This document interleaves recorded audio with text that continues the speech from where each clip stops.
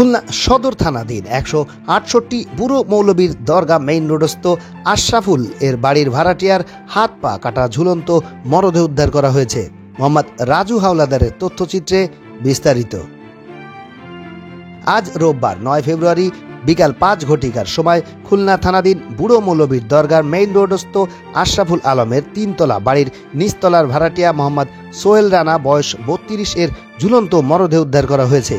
সোহেলের পিতা মৃত মোহাম্মদ আশরাফ শেখ, মাতা জয়না বিবি। সোহেলের বাড়ি বন্দর থানা, জেলা বরিশাল। জানা যায়, সোহেলের শ্বশুর বাড়ি বান্দাবাজার কামারগলি এলাকায় স্ত্রী শারমিনের সাথে রাত্রি যাপন করে আনুমানিক সকাল 10:30 ঘটিকার সময় ডাক্তার দেখানোর কথা বলে বের হয়ে আসে। এরপর তার স্ত্রী বারবার ফোনে যোগাযোগ করলে কোনো হদিস না পেয়ে পরে ভিকটিমের আত্মীয় স্বজন ভাড়াটিয়া কক্ষের দরজা ভেঙে শয়নকক্ষে সিলিং ফ্যানের সাথে ওড়না দিয়ে ঝুলতে দেখে। এ সময় ঝুলন্ত অবস্থায় ভিকটিমের কপালে, হাতে, পায়ে ছুরি দিয়ে কাটা দেখা যায়।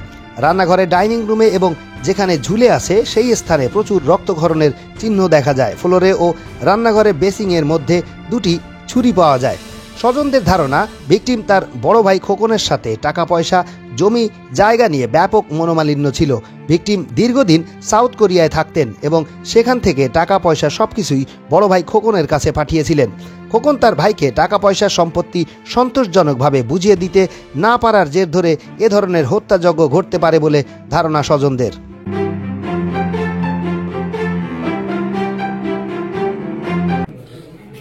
ও ইনি কি করতেন? দক্ষিণ কোরিয়া পরে আসছে, আসার পরে তারপরে আপনার ইসলামিক ডিলার ছিল কিছুদিন, সেখানে মানে খুব একটা ভালো করতে পারে নাই। পরে মোবাইল অ্যাসেসরিজের ব্যবসা করবে সেই চিন্তা ভাবনা বা সেই দোকান নিয়েছে, অ্যাডভান্স করছে, মনে পাচ্ছে না কোনোভাবে। তারপরে আমার বোন তার ভাই বোনদেরকে ফোন দিয়ে জিজ্ঞাসা করছে যে তারা কি এখানে আছে, সে কি এখানে আছে, বলে কেউ বুঝতে পারছে না। পরে এই বাসায় সেই সন্দেহে তারা ভাই বোনেরা দৌড়ে আসছে। ছেলে মেয়ে কয়জন?